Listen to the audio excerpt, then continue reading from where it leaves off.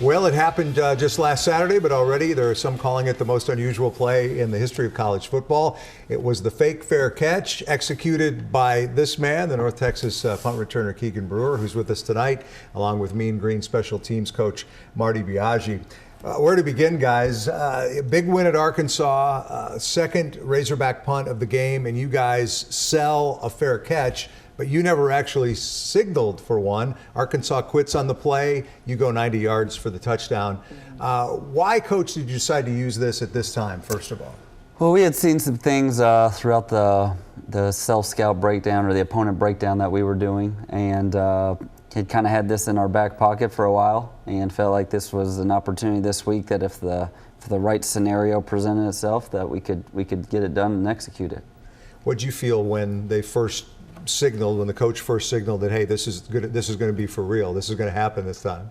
Well, we actually talked about it all the time during the week, just pretty much getting mental reps on what could happen, like all the types of scenarios that could happen. And then in the game, when he told me, hey, it's on, we're doing it, it was more, there was a little bit of nerves still there, but definitely like trusting in his call, trusting that it's going to work. It was more excitement than anything.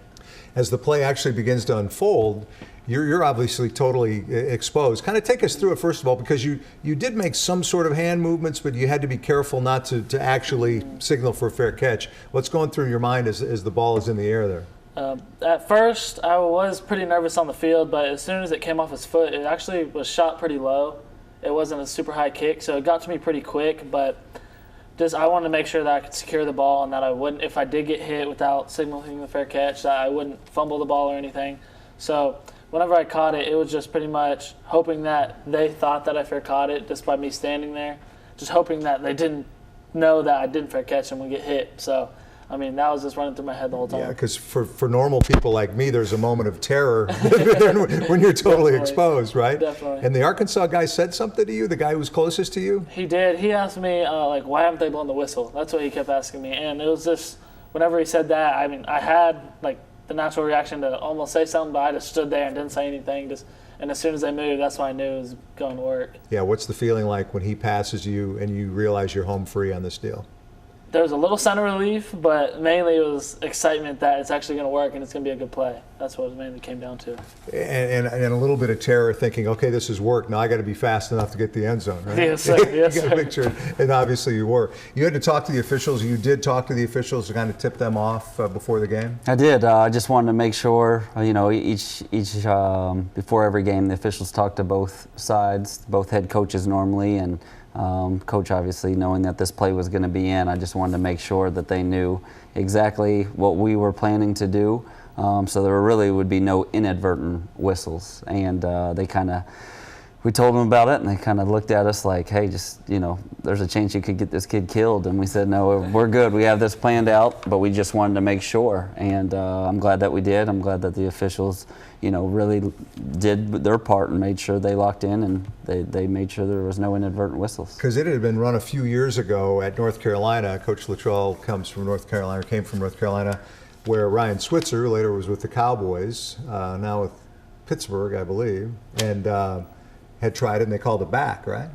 Yeah, so I went out and visited Coach Fedora over around April or May, and at North Carolina, and so we were talking about different kind of punt returns during that time, and that's kind of where I really started to find out that they had done it or tried it, but it wasn't as much of a full team effort as more so he had just kind of told his returner, hey, let's try this. And so when I came back and really looked at it to see is it something we could do, I knew it would have to be a really technical / kind of detailed oriented play for it to excel. Yeah, detail oriented. Everybody had to play a role. You said it was almost like a movie set where guys had to do their parts even on the sideline, right? It was. There was a lot of acting. It was as much as you didn't want to give the script away, early as well. We kind of told people in stages. I told Keegan and one other punt returner that was practicing pretty much all summer and all August in fall camp. We'd stay out after practice and just catch reps over and over again. So where I'd be running into them, just anything, just think of every scenario that could happen. And then throughout the week, we started till the punt return team. Then Thursday I told Mason about it because, the leader of the offense, I said, you can't run out onto the field because I had seen that a lot when I was studying to see if this would happen, if this would work. And then he did a great job. He said, hey, Coach, I'll back you. And Friday we put it into the whole team, did several reps of it at our clap session, and then Saturday we touched on it again, and it was great. A report had come out that said the NCAA might outlaw this, but that was proved not to be true. But it's going to be a while before you can get away with running it again, though. You never know. Can. You never know. You got it in your back pocket. What's the reaction been like? Who are some of the people you've heard from, maybe that you hadn't heard from? I have to imagine the phone has been blowing up, as the kids say. Definitely. My phone, it was blowing up. My phone actually got super slow just because I got a bunch of text messages, a bunch of messages on Instagram and everything. And I got random numbers texting me that I didn't have, and I was like, oh, thank you.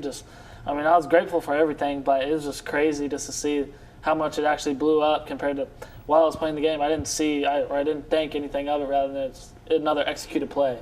But especially when it came off the field, just seeing how crazy and viral it went, it was really cool to see, definitely. Yeah, they take on a life of their own, moments like this on social media, obviously. But lost in all of this almost is the fact that you guys beat an SEC school for the first time. North Texas has done that since 1975. You're off to a great start.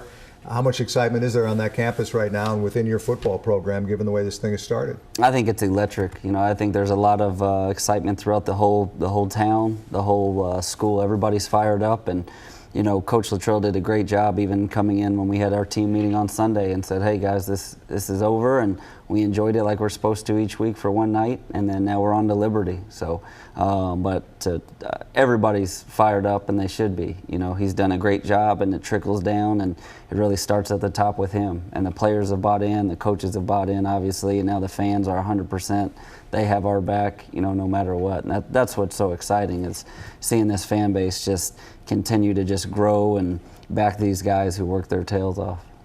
Yeah, Liberty on the road this week, and then you host Louisiana Tech on September 29th.